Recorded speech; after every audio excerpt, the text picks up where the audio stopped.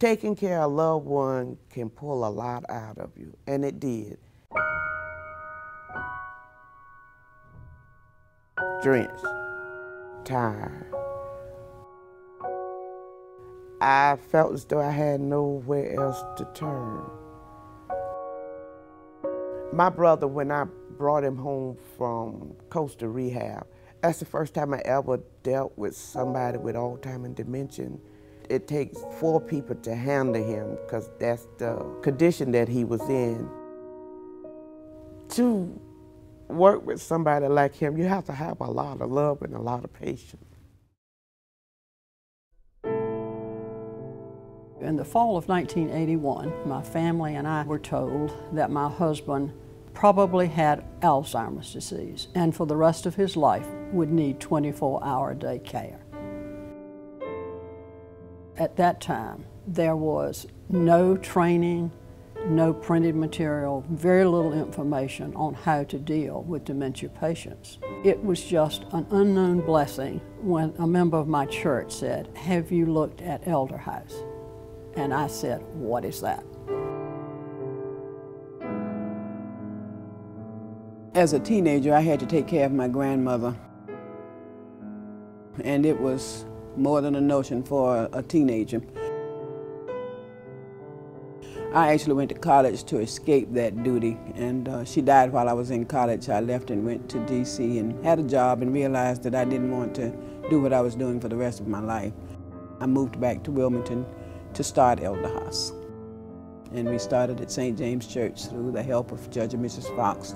We were able to get it rent and utility free for 2 years. So that was about the best launching pad I could have in Wilmington. If it was not for Elderhaus Pace, I would have to put him in a nursing home because I couldn't do it no longer.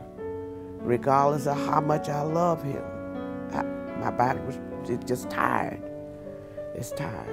From 7:30 in the morning until 4:30 in the afternoon, my husband was in a safe environment where he had social interaction and had people who were willing to learn how to care for dementia patients in the best way.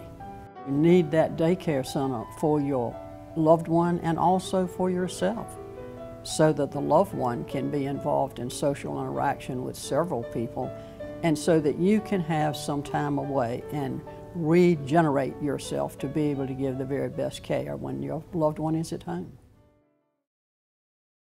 The adult daycare program located at the Alpha Center at Greenfield Lake is basically of activities that are provided during the day. Although we do have a full noon meal and snack in the morning and snack in the afternoon. But it includes bowling, volleyball. We have Sunset Park school students come over and intermingle with them. We have music, religious devotions, and folks come in all during the day, and that's where we need volunteers. At the end of the day, they go home after all these activities and are pretty beat and are getting ready to come the next day back to their center for additional activities. The PACE program is one that is designed for all of the objectives of the team to be met, because everyone on the team is buying into what the physician and the team members, be they drivers, CNAs, or cooks, have determined are the needs of the clients.